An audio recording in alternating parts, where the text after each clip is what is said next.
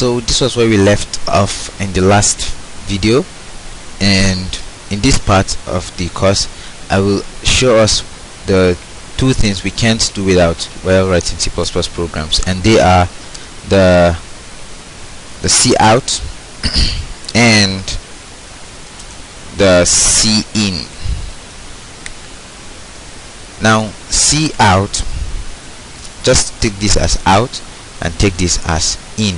Cout is used to bring something out, to when you finish your calculations or whatsoever thing your program might be doing. Cout, you need to bring it out, right? You need to display it to the user, because it makes no sense for you to do it without showing them what's the purpose of doing it. So cout is used for that purpose. You have to see out your result. Now cin is used for inputting data into the program. You accept data using cin. So the program accepts data from the user using the cin, and they are known as keywords, and keywords are predefined words within a compiler that you can't use them for your program, like in variables and any other thing that is custom made. So let's give an example with cout. This is how the basic structure of a C++ program looks like. So let me just display I just learned something. So cout, and they are preceded by arrows. They are preceded by arrows, not necessarily arrows, but less than or greater than signs. So if you are to see out something, you need to put two arrows or two less than signs indicating it's going out. That's how I see it. It's going out, and it has to be two. That's overloading of functions, and probably we might go to that. So it means you're taking something out, and if you're to see in something, you have two greater than signs, meaning you're taking that thing or the value from the user, you're taking it into the program.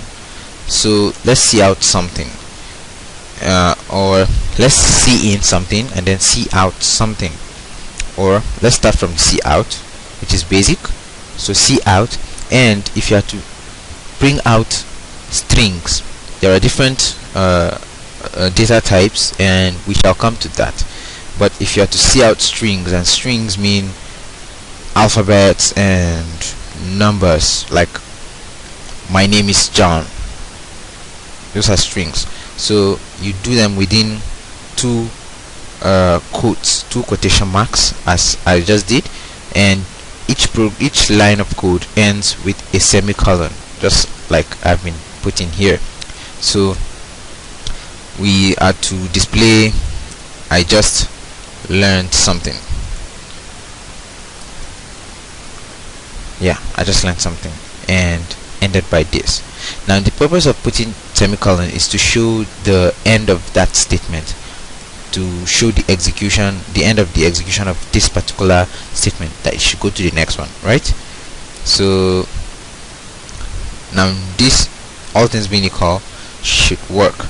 So we just come to this. As you can see, there's a run tab here, so click run, and it seems that this file has not been built yet. Do you want to build now? Say yes, and check out this down part. It's building, and it built, terminated, and we have 0 errors, 0 warnings, and this was the run time, and this is our result. I just learned something.